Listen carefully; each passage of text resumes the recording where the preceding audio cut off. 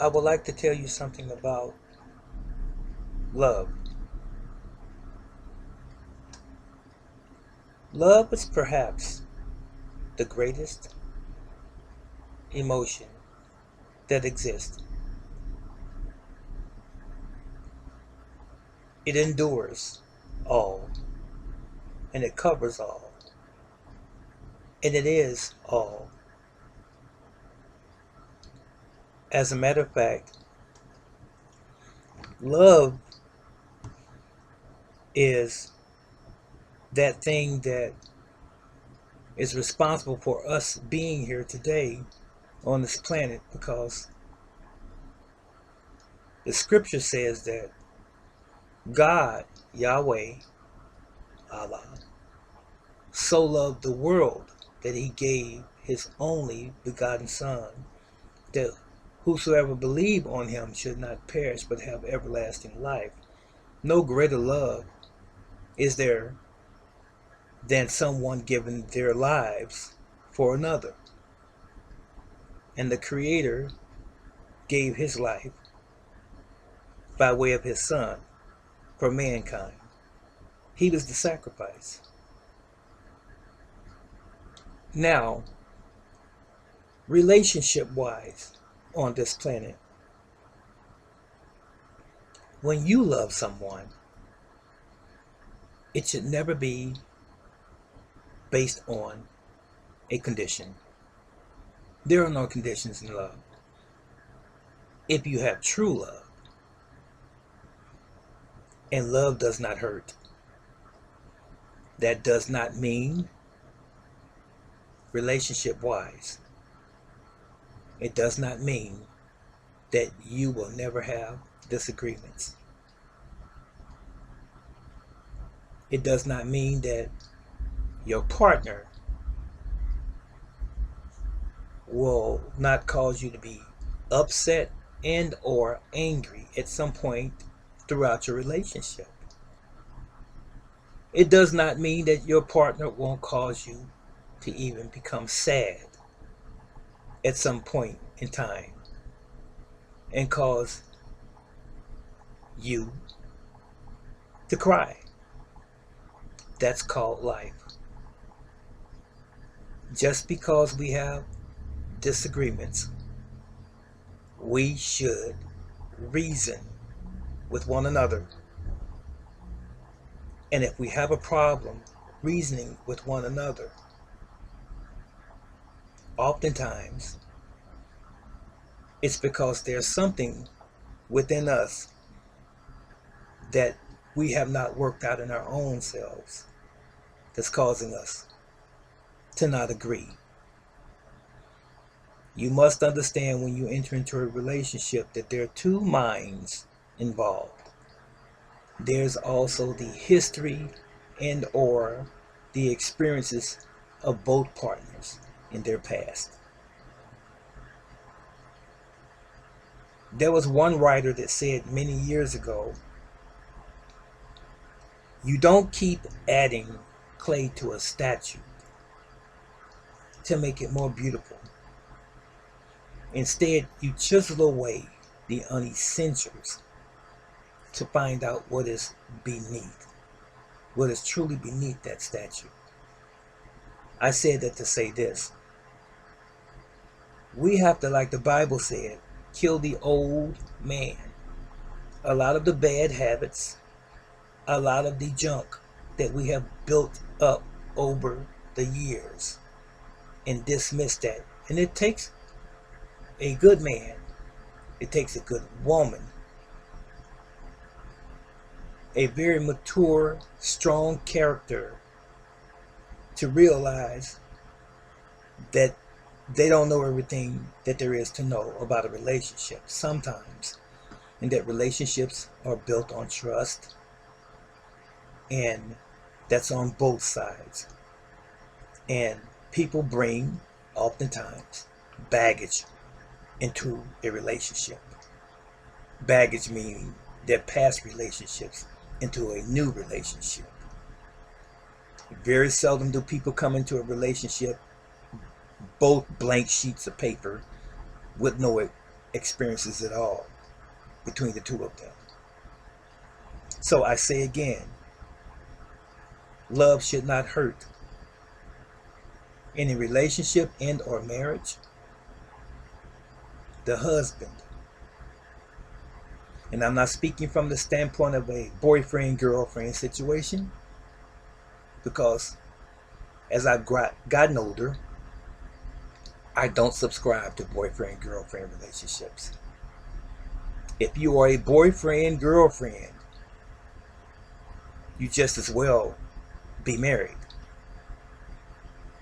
Because if you can have sex with one another, you can be married and should be married. Because if you are a boyfriend-girlfriend, that means that both of you all can separate and get another boyfriend or girlfriend.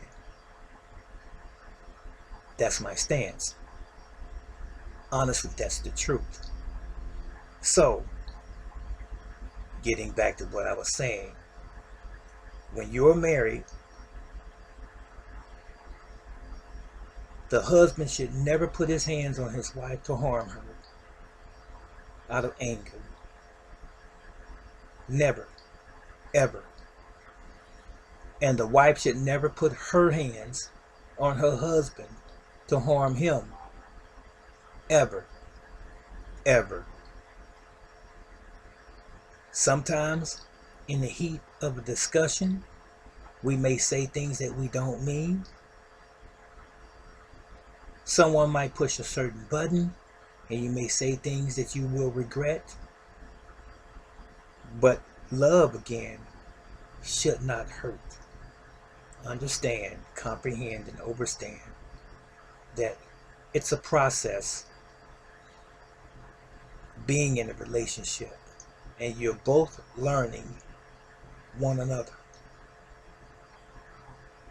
And you must learn how to bridle your tongue, because the tongue, as the scripture says, is the most unruly member of our bodies. Once you say something and it proceeds out of your mouth, you cannot take it back. So make very certain that the things that you say are carefully thought out,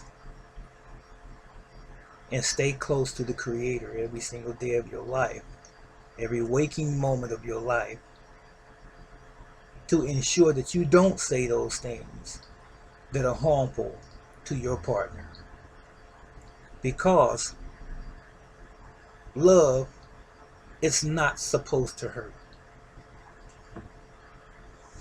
Now, someone may disagree with what I'm saying. You have every right. That's your prerogative. Please feel free to weigh in. Make sure that you get the gist of what I'm saying.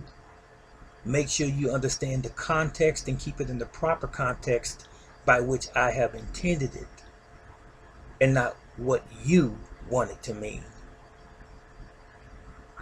I know some people sometimes, more so than not, love to try to put words in your mouth that you didn't say, because they're actually echoing bad experiences that they have had. Okay? But understand what I'm saying. If you truly love your partner, if you truly love your partner, you will never intentionally harm that partner on either side. Now, let me say this before I go. While I'm on this subject, before I conclude, the subject of infidelity, there should never be a time when a husband should cheat on his wife with another woman.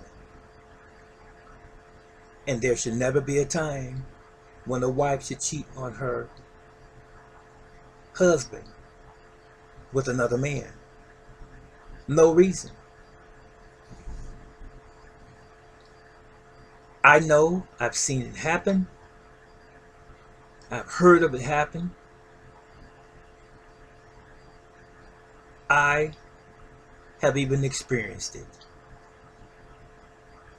in years gone by, and it hurts. It hurts. There's nothing like loving someone who doesn't love you the same, who does not love you back the same, and you don't find out until many years later. And it does happen to men, not just women. So, if you cheat on your husband, ladies, or men, if you cheat on your wives, then the question should really be asked, were you ever intended to be together in the first place? You chose the wrong person, or someone chose the wrong person to be with for the rest of their lives. Because again, love is not supposed to hurt, especially that way. May Yahweh continue to bless you and keep you. Think on these things. This is Brother Teacher.